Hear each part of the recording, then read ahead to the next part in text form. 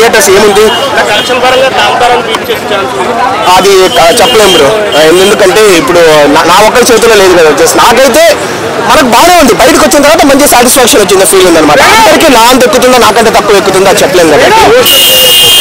Devotional కాదు, mythology కాదు bro. ఇది వచ్చేసి ఇది కంప్లీట్లీ ఒక 80% మూవీ వచ్చేసి ఒక నార్మల్ మనిషికి సూపర్ హీరో పవర్స్ వస్తే ఆ గ్రామాన్ని ఎలా కాపాడతాడు, అది హనుమంతుడి ద్వారా పవర్స్ వస్తుంది అనమాట. 80% అది, 20% మన హిస్టరీ, మన చరిత్ర, మన ఇతిహాసమైన మన దేవుళ్ళైనా ఆంజనేయ స్వామిని కావచ్చు, లేకపోతే విభీషణుని కావచ్చు, సో శ్రీరాముని కావచ్చు, ఇలా జస్ట్ అక్కడక్కడ చూపించినారు అంతే.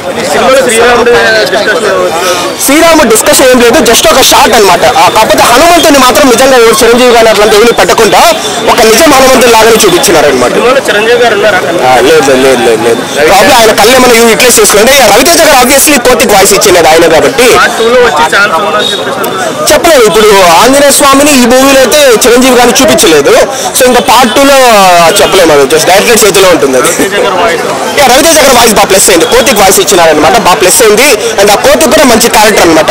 హీరో హీరోయిన్ వరలక్ష్మి శరత్ కుమార్ దేవుళ్ళు తర్వాత సముద్రకని గారి తర్వాత కోతికి మంచి ఇంపార్టెంట్ క్యారెక్టర్. రాకేష్ మాస్టర్ ఉన్నారు. రాకేష్ మాస్టర్ ఉన్నారు. ఆయన కూడా ఒక మంచి 4-5 సీన్లు బాగానే పన్నాయి అనమాట. అది కూడా సునిశ్చిత్ కూడా ఉన్నాడు. మన సునిశ్చిత్ కూడా ఉన్నాడు అనమాట మూవీలో వచ్చేసి. ఇంకా అక్కడ కూడా సొల్లు చెప్తా ఉంటాడు సునిశ్చిత్ వచ్చేసి. సో ప్రశాంత్ వర్మ నాకు తెలిసి ఏంటంటే ఈ మధ్య ఎవరైతే సోషల్ మీడియాలో ట్రెండింగ్ లో ఉన్నారో సో వాళ్ళనంతా తీసుకుంటా ఉన్నారనమాట. మనం జాంబీ రెడ్డిలో చూస్తే కూడా సో ఈ విషయంలో ప్రశాంత్ వర్మ కూడా మెచ్చుకోవాలి.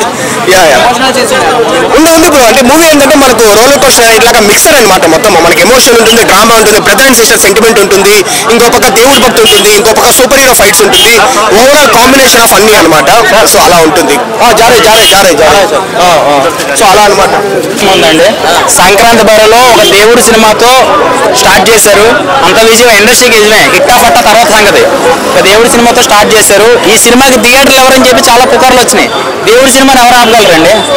ఇవాళ కాకపోతే 15 నుంచి స్టార్ట్ అవుతుంది. హిట్ సినిమా ఇప్పుడు ఆగదు.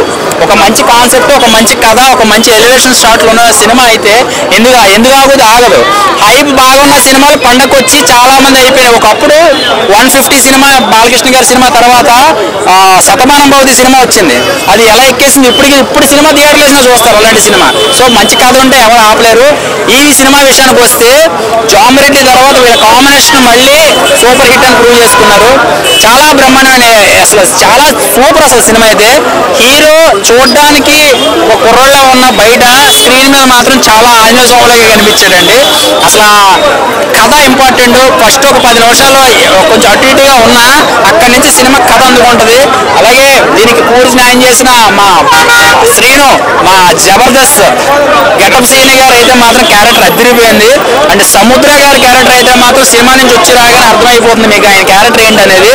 ఇందులో బాగా అల్లరి చేసిన మా మాస్ మహారాజా రవితేజ గారి క్యారెక్టర్ అయితే మాత్రం సినిమా చూస్తే అర్థమవుద్ది. ఇదేంటి ఆయన లేడు కదా అని మీరు అనుకోవచ్చు, సినిమా చూస్తే అర్థమవుద్ది. ఆయన అన్నాడు, నేను ఎందుకు చెప్పాను మీకు అర్థమవుతుంది.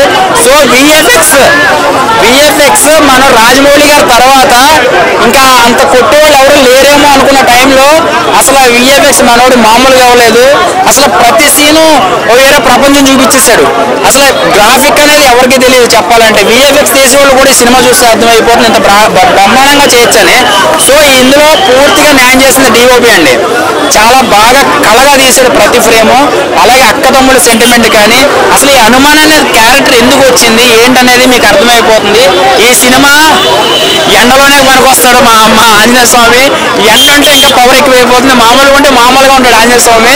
ఇంకా ఎండ ఉంటే తట్టుకోలేరు. ఇంకా సప్ అని అలా వెళ్ళిపోతూ ఉంటాడు. హనుమాన్ ప్లీజ్ నాకు టికెట్లు దొరకలేదు రాజమండ్రికి, కొంచెం పవర్ ఉంటే బాగుంటుంది, కొంచెం పొద్దుగా వెళ్ళిపోతాను. సో మంచి స్టోరీ, పండక్కి మంచి హిట్ కొట్టాడు చెప్పాలంటే. ఓకే భయ్య, థ్యాంక్ యూ.